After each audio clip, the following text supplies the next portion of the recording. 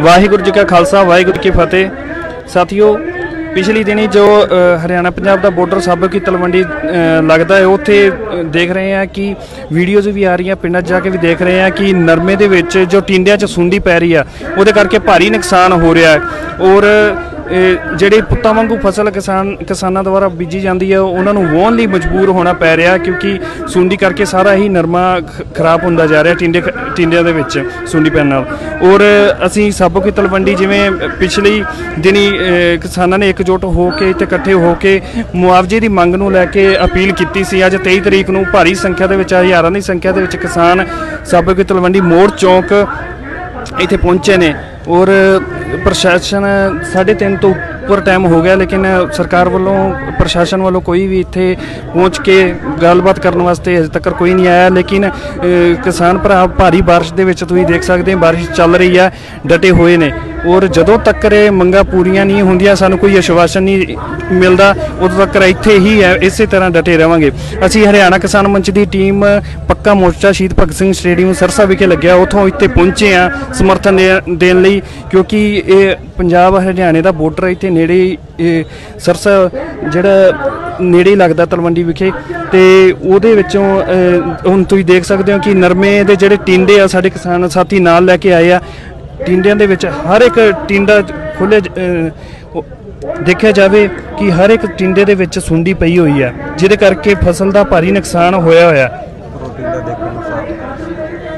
अगर टिंडे की बनावट देखी जाए, टिंडा बिल्कुल साफ है। होर भी साडे वीर इत्थे नाल लैके आए आ, तुसीं बूटियां दे विच देख सकते हो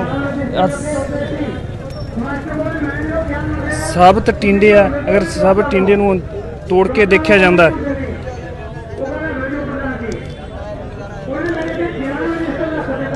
ਇਹਦੀ मेन वजह ਜਿਹੜੀ बीज की कमी है, माड़ा बी होने करके सुंडी का जिहड़ा कहर ढिया है। इत्थे सरकारां दा मिली भगत हो के कंपनियां दे नाल हजे तां कानून लागू भी नहीं होए। कंपनियां दा इस तरीके का वरताव आ रहा, इस तरीके का माड़े बी दे कारण नुकसानां दा सानूं सामना करना पै रहा।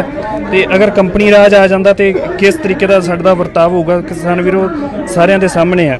तो भारी संख्या ਦੇ ਵਿੱਚ ਸਾਡੇ किसान वीर एकजुट हो के मोड़ चौंक ਦੇ विखे पहुंचे आ। ਤੇ ਆ ਸਾਡੇ किसान वीर है, इन्हां ਨਾਲ ਗੱਲ ਕਰਦੇ ਆਪਾਂ। ਸਤਿ ਸ਼੍ਰੀ ਅਕਾਲ ਬਾਈ ਜੀ। ਸਾਡਾ ਮਾਲਡਾ ਵੈਲਟ ਹੈ ਜੀ, ਸਾਰੇ ਨਰਮੇ ਖੇਤੀ ਕਰਦੇ ਅਸੀਂ। ਆ ਤੁਹਾਡੇ ਸਾਹਮਣੇ ਜੀ ਸਰਕਾਰ ਨੇ ਨਕਲੀ ਬੀਜ ਦਿੱਤੇ ਸਾਨੂੰ, ਨਕਲੀ ਸਪਰੇਹਾਂ ਦਾ ਕੋਈ ਬਾਈ ਰਿਜ਼ਲਟ ਨਹੀਂ ਹੈਗਾ। ਟਿੰਡਾ ਕੋਈ ਵੀ ਤੋੜ ਲਓ, ਤੁਹਾਡੇ ਸਾਹਮਣੇ ਹੈ। ਅੱਜ ਤੱਕ ਕੋਈ ਪ੍ਰਸ਼ਾਸਨ ਨਹੀਂ ਆਇਆ। ਸਵੇਰ ਦੇ ਮੀਂਹ 'ਚ ਬੈਠੇ ਆ ਵੀ ਧਰਨਾ ਲਾਈ, ਸਾਰੇ ਕਿਸਾਨ ਮਜ਼ਦੂਰ ਆ ਵਿਚਾਰੇ ਭੁੱਖੇ ਤੇ ਹੀ ਬੈਠੇ ਹੈ। ਹਜੇ ਤੱਕ ਸਰਕਾਰ ਦਾ ਕੋਈ ਵੀ ਨੁਮਾਇੰਦਾ ਨਹੀਂ ਆਇਆ, ਨਾ SDM ਤੇ ਨਾ ਕੋਈ ਹੋਰ ਆਇਆ ਜੀ। ਸਾਡੀ ਬੇਨਤੀ ਸਰਕਾਰ ਨੂੰ ਵੀ ਸਾਡੀ ਮੰਗ ਸੁਣੀ ਜਾਵੇ ਤੇ ਮੰਨੀ ਜਾਵੇ। ਭਰਾਵੋ ਇਸੇ ਨੂੰ ਲੈ ਕੇ ਕੱਲ ਹਰਿਆਣਾ ਵਿਖੇ DC ਦਫ਼ਤਰ ਦਾ ਸਰਸੇ ਘਰਾਵ ਕੀਤਾ ਜਾਊਗਾ ਇਸੇ ਮੰਗ ਨੂੰ ਲੈ ਕੇ, ਕਿਉਂਕਿ ਹਰਿਆਣਾ ਪੰਜਾਬ ਦਾ ਬਾਰਡਰ ਲੱਗਦਾ ਤੇ ਇੱਥੇ ਜਿੰਨੇ ਵੀ ਨੇੜੇ ਤੇੜੇ ਦੇ ਪਿੰਡ ਆ ਸਾਰਿਆਂ ਦੇ ਵਿੱਚ ਹੀ ਇਸ ਦਿੱਕਤ ਦਾ ਸਾਹਮਣਾ ਕਰਨਾ ਪੈ ਰਿਹਾ ਕਿ ਫਸਲਾਂ ਦਾ ਭਾਰੀ ਨੁਕਸਾਨ ਹੋਇਆ। ਇਹ ਕਾਲਿਆਂ ਵਾਲੀ ਤੋਂ ਨੇ ਸਾਡੇ ਬਲਵੰਤ ਜੀ ਇਹਦੇ ਬਾਰੇ ਦੱਸਣਗੇ। ਇਹ ਜਿਹੜਾ ਬੀਜ ਹੈ ਜੀ, ਇਹ ਸਰਕਾਰਾਂ ਵੱਲੋਂ ਜਿਹੜਾ ਮਤਲਬ ਵੀ ਪੈਸਟੀਸਾਈਡ ਕੰਪਨੀਆਂ ਸੀਗੀਆਂ, ਉਹਨਾਂ ਨੂੰ ਕੋਈ ਕਮਾਈ ਨਹੀਂ ਹੋ ਰਹੀ ਸੀ। ਤਾਂ ਸਰਕਾਰ ਕਿਸਾਨ ਦੇ ਜੋ 4 ਮਣ ਨਰਮਾ ਹੋ ਰਿਹਾ ਸੀ, 20-25 ਮਣ ਕਿੱਲੇ ਦਾ ਨਰਮਾ ਹੋ ਰਿਹਾ ਸੀ, ਤਾਂ ਕਿਸਾਨ ਨੂੰ ਉਹਦੇ 'ਚੋਂ ਆਮਦਨ ਹੋ ਰਹੀ ਸੀਗੀ। ਹੁਣ ਇਹਨਾਂ ਨੇ ਪੈਸਟੀਸਾਈਡ ਕੰਪਨੀਆਂ ਨਾਲ ਸੈਟਿੰਗ ਕਰਕੇ ਤੇ ਨਰਮੇ ਦੇ ਬੀਜ 'ਚ ਕੋਈ ਜੀਨ ਇਹ ਜੇ ਪਾਤੇ ਵੀ ਜਿਹੜੇ ਜੇ ਆਪਾਂ ਸਪਰੇਅ ਕਰਦੇ ਹਾਂ ਤਾਂ ਵੀ ਨਹੀਂ ਉਹ ਸਪਰੇਅ ਦਾ ਇਸ 'ਤੇ ਅਸਰ ਹੁੰਦਾ, ਤਾਂ ਕਿ ਲੱਖਾਂ ਕਰੋੜਾਂ ਰੁਪਈਆ ਜਿਹੜੀਆਂ ਪੈਸਟੀਸਾਈਡ ਕੰਪਨੀਆਂ ਕਮਾਈ ਕਰ ਰਹੀਆਂ ਤੇ ਕਿਸਾਨ ਬਰਬਾਦ ਹੋ ਰਿਹਾ ਹੈ। ਕਿਸਾਨਾਂ ਦੀ ਜੇਬ 'ਚੋਂ ਪੈਸੇ ਲੱਗ ਰਹੇ ਹੈ ਤੇ ਕਿਸਾਨਾਂ ਨੂੰ ਜਦ ਕਿ ਠੇਕਾ ਹਿੱਸਾ ਵੀ ਕਿਸਾਨਾਂ ਦਾ ਮੁੜ ਨਹੀਂ ਰਿਹਾ।